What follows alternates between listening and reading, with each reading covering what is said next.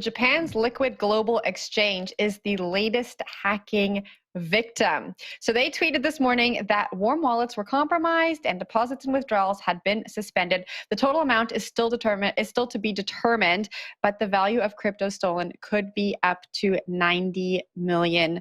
So another massive hack. I know it's not the 600 million that we were just talking about, but 90 is huge. Will, I know that you very closely follow these hacks. You just put your hand up.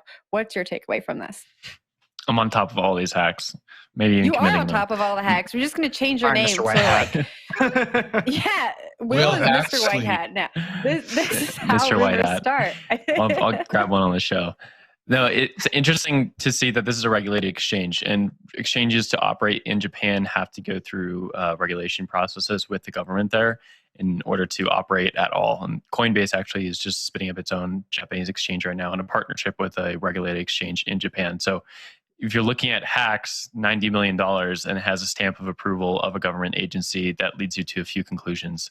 The biggest one being that doesn't matter. Government doesn't know what's going on with these things. Like, they're very complex. Even like a team like Poly Network, which I'm assuming can probably code Solidity better than all five of us on the show, doesn't matter. They got hacked too. So we're still in the wild west of exchanges. 5, 6, 7 years since Mt. Gox, same things are happening where people are losing money because they don't know how to operate exchanges well. I think that kind of points to the other side of the issue where you have exchanges like Coinbase that have not been hacked yet, and that's why they do so well. That's why they're able to make so much money. You haven't heard of Coinbase doesn't answer the phone very well. It doesn't pick up tickets very well and do the customer service extremely well, but they don't lose your funds. And I think that's why you see some exchanges do better than others. But I want to throw this over to Ben and get your insights on it.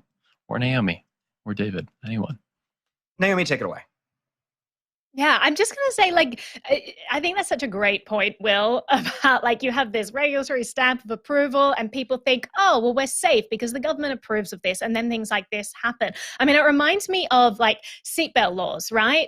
Because if the early days when seatbelts were first being figured out and they figured out this, let's pull it from the top and it'll connect in this triangle. And the government's like, right, that's the one we're going to approve. That's, a regulatory stamp of approval. And what it did was it took away the incentive from companies to innovate on seatbelts. There are all kinds of seatbelts out there that are way safer than this awful triangle system. But companies are disincentivized to innovate because if they do something that is outside of what the government's already stamped with its approval, then they're culpable. They're liable if someone has an accident and they're hurt. So there's no incentive at all for them to innovate and do things beyond what the government has said. In a case like this, it's the same principle behind it. If the government puts its stamp of approval on it, the exchange, they're not going to do things outside the practices of what the government says is the right thing. They're going to stick to what the government wants, right? Because if they don't and something like this happens, then they're liable. But if they stick to what the government says, something like this happens, the government at least can say, well, they were abiding by the law, it isn't really their fault. And so it really just takes out innovation from the mix, which is a really sad state of affairs. And sometimes, I think we're better off without that government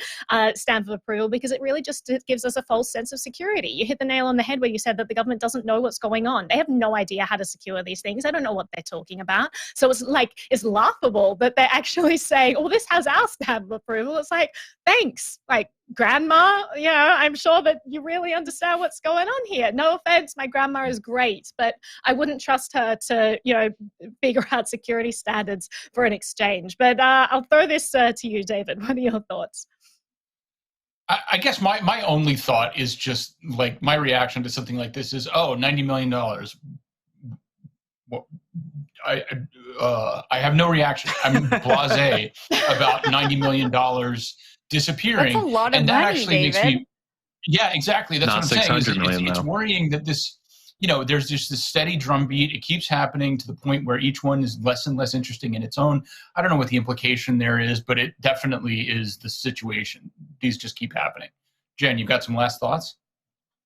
Yeah, so I actually wanted to ask you a question, Will. We talk about exchanges that are regulated being hackable because the government doesn't really actually know what's going on. So what does that mean? Is the risk the same no matter what exchange we use? Well, I mean, apparently this exchange didn't know what it was doing either because they were messing around with their hot and cold wallets, which is standard practice 101 is really don't keep a lot of funds in your hot wallet. You got to put them in your cold wallet storage, and you've got to have cold wallets for your cold wallets. Like, you just got to protect your funds, and when you're moving them off to other people, that's when you use your hot wallet. You don't keep a lot of funds on there. But just to answer your point shortly before getting to Ben, like, anyone can be hacked. These are very new systems. They're extremely complex, and this is part of the learning process.